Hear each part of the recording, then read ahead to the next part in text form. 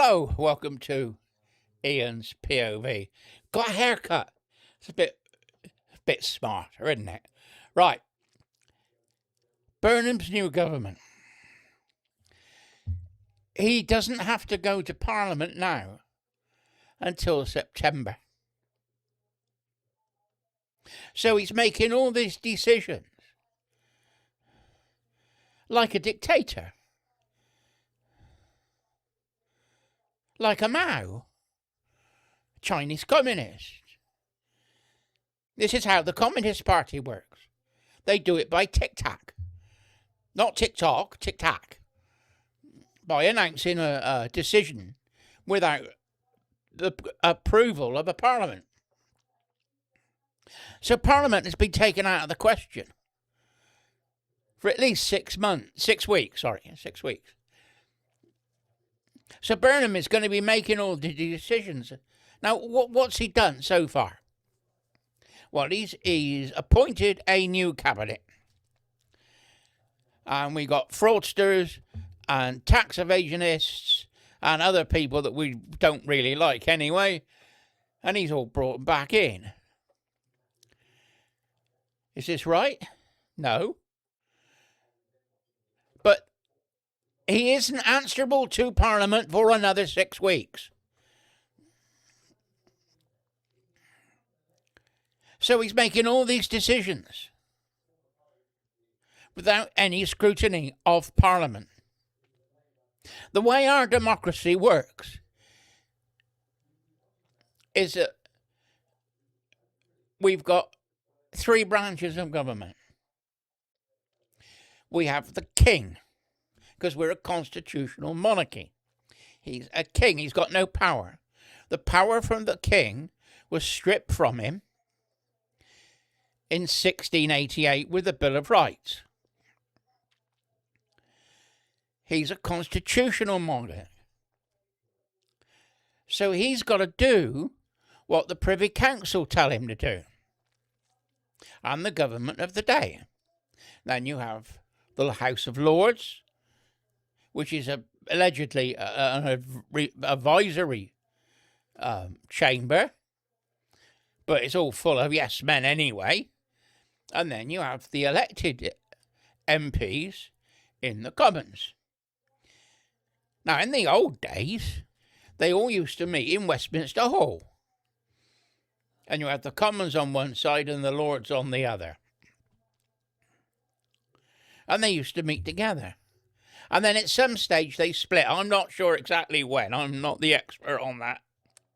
But then you have the House of Lords and the House of Commons.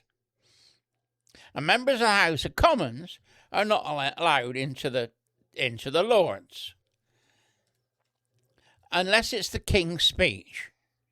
And then the Speaker, the Black Rod of the House of Lords, then goes and summons the members of Parliament to attend the King in the upper chamber. Now, that's how our government works.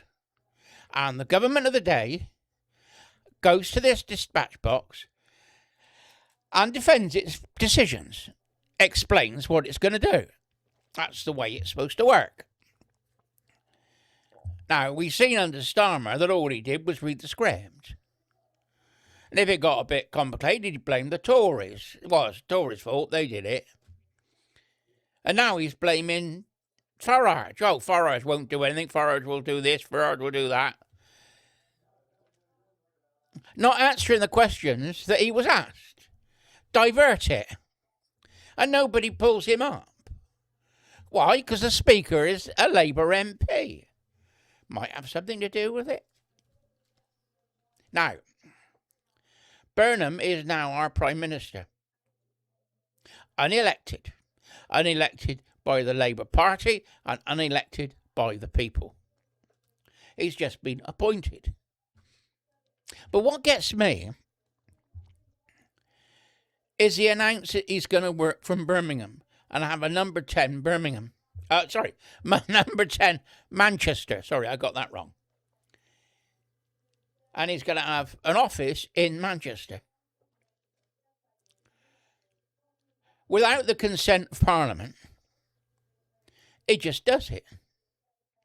And then he flies from private jet from London to Manchester, costing us £30,000 a time.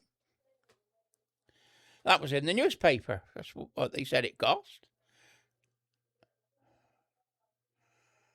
Private jet. Communist commissar, isn't he? Now, how does he manage to get a number 10 North, get the building, get the signs within a week? And all the staff, mind you. Now, I was a civil servant for 6 years. I was unemployed, and a friend of mine was in the civil service and said, we're taking on people that are unemployed, and we might be able to find you a job. Because I was interested in the countryside, interested in wildlife. And I ended looking after the file room. Now, I did a number of jobs in the civil service. But you apply for the job, they accept you for the job. Then you have to fill in a form. We called it an MI5 form. It was the security check. They wanted to know my name, my wife's name, my ex-wife's husband's name, my wife's ex-husband's name, I should say, my parents' name and my grandparents' names. And it's all listed out. It was about 3 or 4 pages. And when I joined the civil service, that's the MI5 check. That's just what they called it. But it was a security check. Now, if it takes 3 months to do an MI5 check, well, the security check, the vetting process, like was done for that wasn't done for Mandelson, how does Burnham manage to get a full office in a week? Are they vetted? Are they being vetted? What information are they going to be given that's sensitive? What responsibility do they have? It's questionable. And the thing is, Burnham can't go to Parliament and explain himself.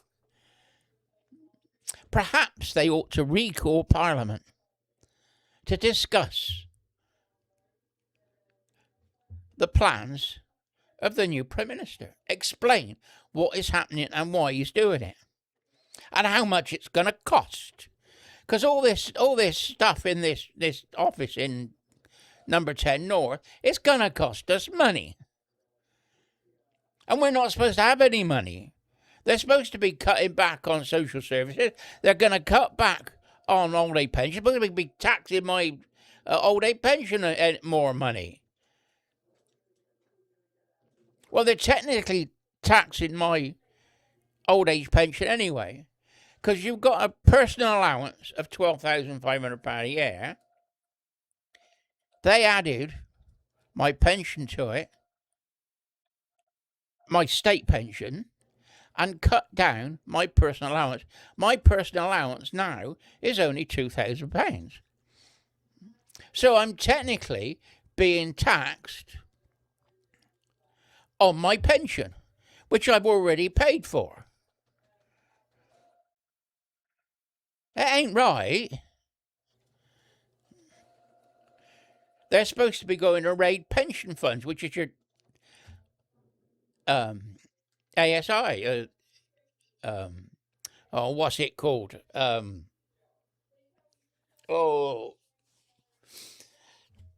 You know what I mean. You're buying stocks and shares. ISIS, that's what it's called. Sorry, my brain wasn't with it just then. ISIS. Are they going to raid those and tax them? Now, I've got one. Only a small one. I'm not a financial guru, but I got one and I spread bet. I put it in 20 different companies. 10 of the companies stayed in the red and I was making money out of it. 10 of them I made a loss with. So the ones I made a loss with, I sold and held the money, held the shares back. And you pay a fee for every time you make a transaction. So if I do 10 transactions, it was £10 a time. Now I think it's £11 or £12 a time. So that was going to cost me £100. Well, at the end of the day, when I figured the figures out, the amount that I'd made on the income from my shares, the dividends from my shares, covered me for my losses, and I made a £2,000 profit. Oh, thank God for that, I thought. So I didn't lose any money. So when the market dropped, I then bought shares again. And I bought them on companies that I thought would be doing well. And at the moment, I've got 3 companies that are dipping, that aren't making any money, that are now in the red. But the rest of my portfolio is all in the black. Yay!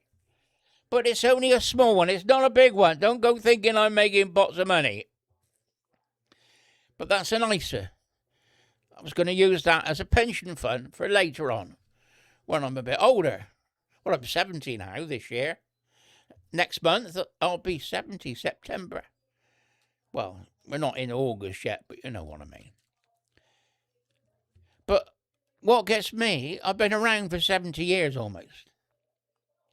I've seen Labour, Conservative come and go. I've seen Harold Wilson. I've seen Ted Heath. I've seen Margaret Thatcher. I've seen Tony Blair. And I've seen all the Conservative and Labour MPs ever since. And I have not really been impressed. And it's just got slowly worse and worse over the years. And they talk about reversing what the other lot have done. The Conservatives and Labour do. But when they come into power, they don't. And it stays. And they just add to it. That's why some people call it the Uni Party. We were calling it the Lib Lam Con Pact. Because it didn't matter if you voted Tory, Labour or Liberal Democrat, you all got the same thing. Now we got Burnham. Burnham is Starmer 2.0. I want to know how much all this is costing. And I think Parliament ought to be recalled, and I think they ought to be questioning him about why he's got a parliamentary office for the Prime Minister in Manchester away from London. It needs to be questioned. And nothing will happen until there's a cock-up, until something goes absolutely tragically wrong. I know we got modern technology. I know we got video conferencing and emails and WhatsApp and all the rest of it.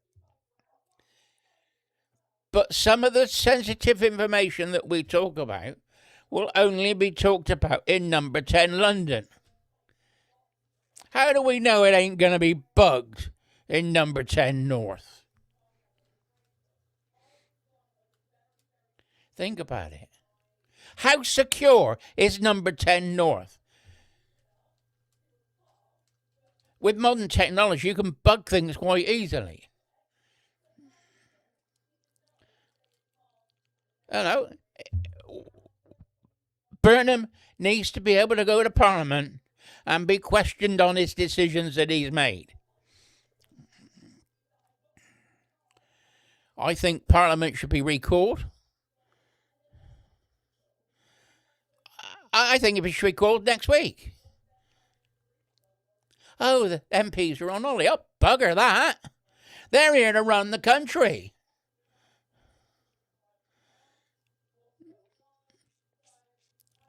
One MP's on a fact-finding tour paid for by the government, paid for by us. Anyway, I think I've said enough. I don't trust Burnham one iota. Oh, another thing. Why are they calling Andy Burnham Mandy Burnham? Now remember that Mandelson was called Mandy because he was gay. Is there they trying to tell us something about Burnham? I don't know. My usual answer. I pose the question, don't know the answer. But are they trying to tell us something? Anyway, something for you to think about. And I hope, if you've got any information on it, put a note down below. Anyway, if you agree with me, like and share this video. And if you don't want to miss what I say, I don't know if anybody wants to hear what I have to say, just put the bell thing on. Anyway, this is Ian. Ian's POV. Bye bye for now.